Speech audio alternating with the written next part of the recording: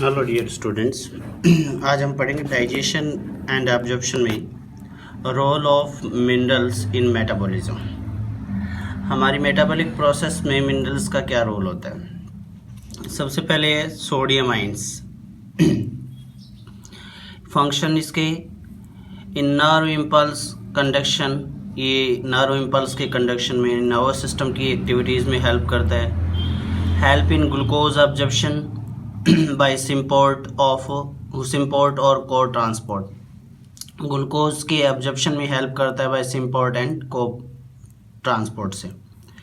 Essential for maintaining osmotic balance in body में osmotic balance बनाने के लिए हेल्पफुल होता है। सेकेंड है potassium ions function in nerve impulse conduction, ये भी नर्वस सिस्टम की एक्टिविटी में हेल्प करता है। मेंटेन ऑस्मोटिक बैलेंस मेंटेन करने में भी हेल्प करता है।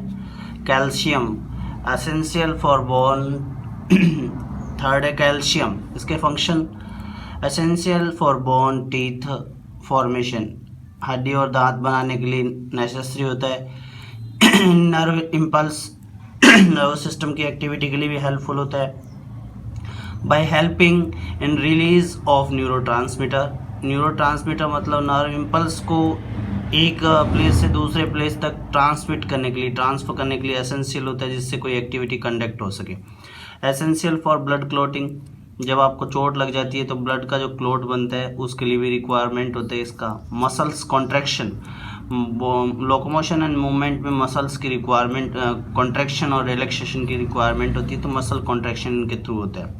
Capacitation in the sperm, capacitation of the sperm से मतलब होता है कि इट मीन्स कोई पर्टिकुलर स्पीसीज का स्पर्म किसी पर्टिकुलर स्पीसीज के ओवम को ही क्या कर सके, फ्यूज कर सके, ठीक है, उस एक्टिविटी के लिए भी कैपेबल होते हैं। फोर्थ है iron function part of haemoglobin and in help in transport of gases oxygen and CO2। Iron ये हीमोग्लोबिन का पार्ट होता है HB का, जो गैसेज ट्रांसपोर्ट करने में हेल्पफुल होता है। Essential for redox reaction, specifically the part of the respiratory path। redox reaction में हेल्प करता है बेसिकली, जो एक्टिविटीज़ कहाँ पे, मीन्स रेस्पिरेटरी पाथवे में होती हैं। As a part of cyclotron. Iodine function for formation of thyroxine hormone के लिए रिक्वायरमेंट होता है। और proper functioning of the thyroid gland के प्रॉपर फंक्शन के लिए हेल्पफुल होता है। Also import thyroxine for regulation of the fat carbohydrate protein metabolism. Thyroxine को रेगुलेट करता है कि इनके मेटाबॉलिज्म के लिए, फैट कार्बोहाइड्रेट एंड प्रोटीन के मेटाबॉलिज्म के लिए। Next phosphorus essential for teeth bone formation, constituent of the DNA and RNA genetic material और constituent of ATP, DNA RNA और ATP बनाने में भी हेल्पफुल होता है। मैग्नीशियम फंक्शन इसके को फैक्टर फॉर मैनी एंजाइम, बहुत सारे एंजाइम्स के लिए एक मीडिएटिंग एंजाइम का फंक्शन को फैक्टर का फंक्शन करता है। Essential for ribosomal assembling, ribosome को असेंबल करने में हेल्प करता है। Contraction construction required is concentration required is 0.001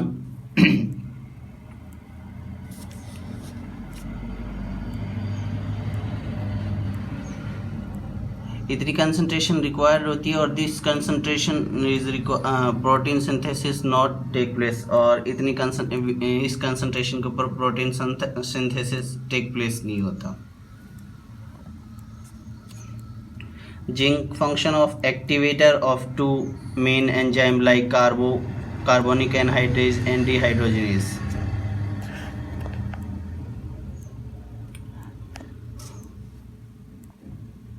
और ये डिहाइड्रोजिनेज एंजाइम फॉर्मेशन करने में और कार्बोनिक एनहाइड्रेज को फॉर्मेशन करने में हेल्प करता है।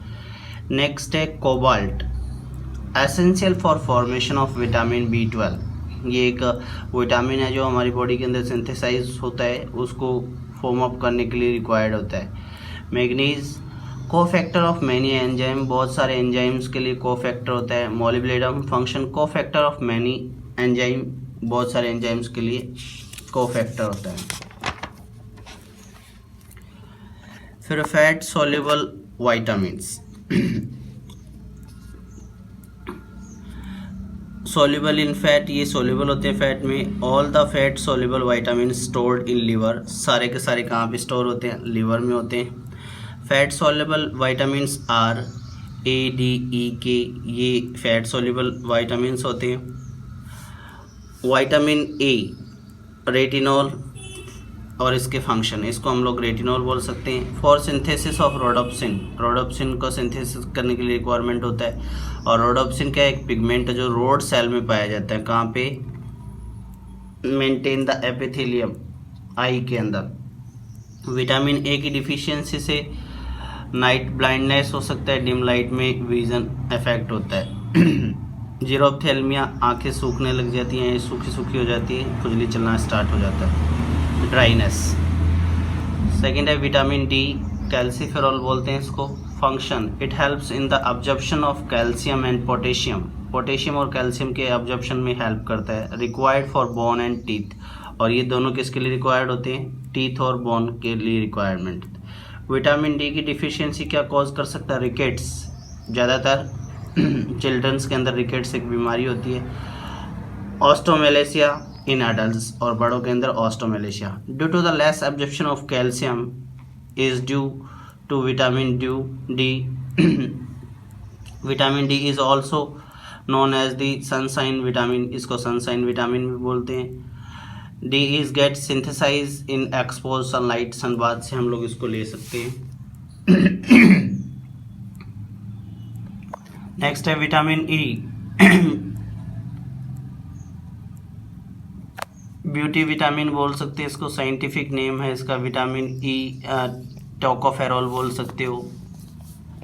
Function, it maintain healthy skin, acts as antioxidant, healthy skin बनाने में हेल्प करता है और एंटीऑक्सीडेंट होता है। Vitamin E deficiency leads RBC destruction, इसके डिस्ट्रक्शन से, इसकी कमी की वजह से आरबीसी डिस्ट्रॉय हो सकती है। विटामिन ई फाइलोक्विनोन,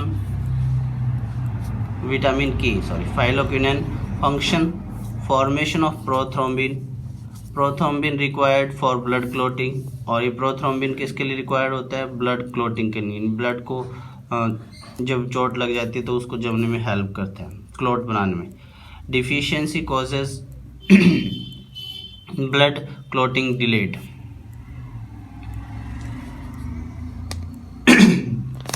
ये थे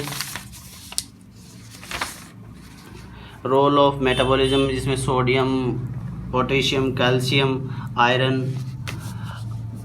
iodine, phosphorus, magnesium, zinc, cobalt, manganese, molybdenum, इनके बॉडी के अंदर क्या फंक्शन होते हैं, क्या रिक्वायरमेंट होते हैं, उसके बारे में डिस्कस का। फिर फर्स्ट फैट सॉल्युबल विटामिन्स ए डी ई के की डिफिशियंसी से क्या हो सकता है, किस लिए रिक्वायर्ड होते हैं, ये सब चीज़ें हम लोगों ने आज के टॉपिक में। विटामिन्स दो कैटेगरी के होते हैं, फैट सॉल्युबल जो फैट में सॉल्युबल होते हैं, और दूसरे होते हैं प्रोटीन वाटर सॉल्युबल जो वाटर सॉल्युबल होते हैं। वाटर सॉल्युबल विटामिन्स के बारे में हम लोग नेक्स्ट क्लास में डिस्कस करेंगे। Thank you.